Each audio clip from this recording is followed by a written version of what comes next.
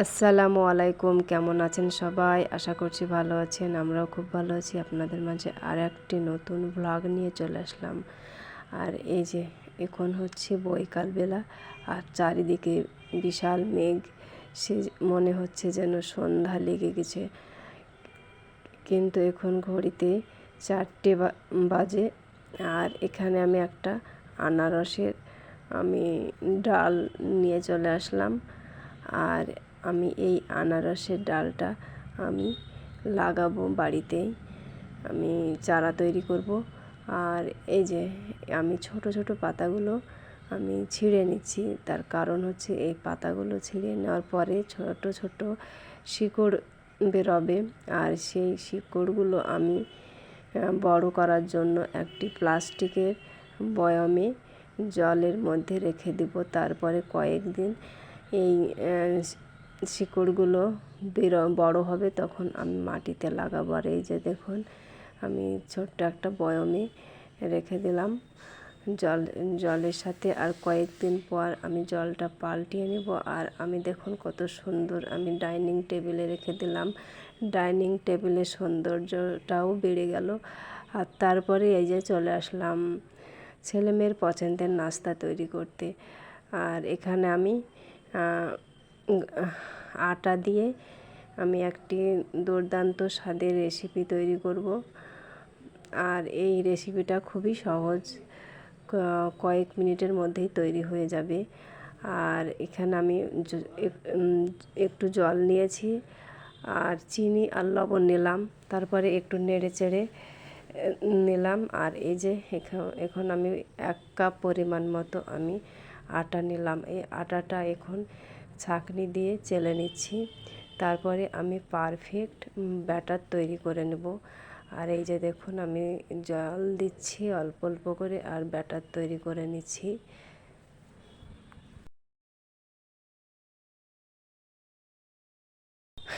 আমার ভিডিওটি যে যেখান থেকে দেখছেন লাইক দিয়ে দেখা শুরু করবেন। ভালো লাগলে কমেন্ট করে আপনার মতামতটা জানাবেন, আর বেশি ভালো লাগলে সাবস্ক্রাইব করে পাশে থেকে যাবেন। আর এই দিকে দেখুন, আমি একটি ইনোর প্যাকেট নিয়েছি, আর এখানে আমি ইনো ঢেলে নিলাম। আর ইনোর উপরে একটু জল দিয়ে ইনোটা মিশিয়ে নেব। তারপরে এই যে ব্যাটারের সঙ্গে একটু মিশিয়ে দিলাম নেড়ে চেড়ে, আর তৈরি হয়ে গেল পারফেক্ট ব্যাটার।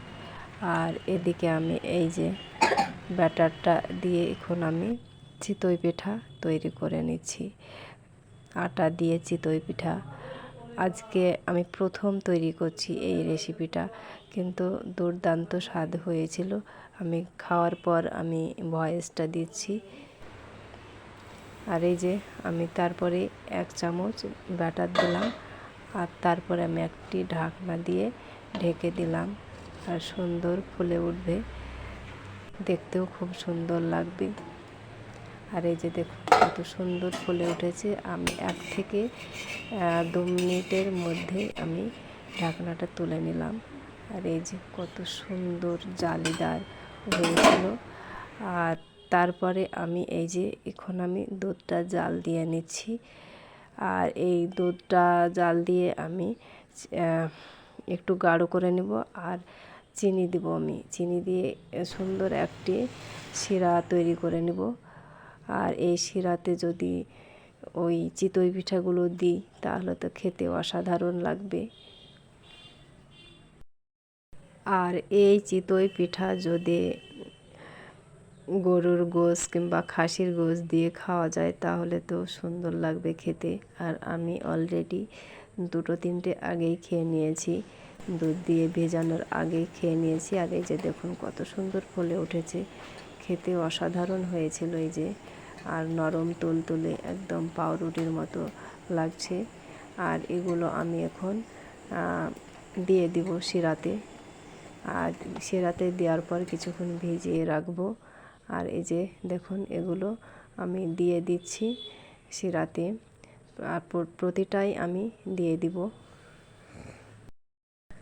আর এই চিতই পিঠাটা কেমন হয়েছে, আপনাদের কেমন লাগলো, অবশ্যই আপনারা কমেন্টের সাহায্যে বলে দেবেন। আর আপনারাও চেষ্টা করবেন তৈরি করে খেতে। আর আজকের মতো ভিডিওটি শেষ করলাম। ভালো থাকবেন, সুস্থ থাকবেন। আল্লাহ হাফেজ।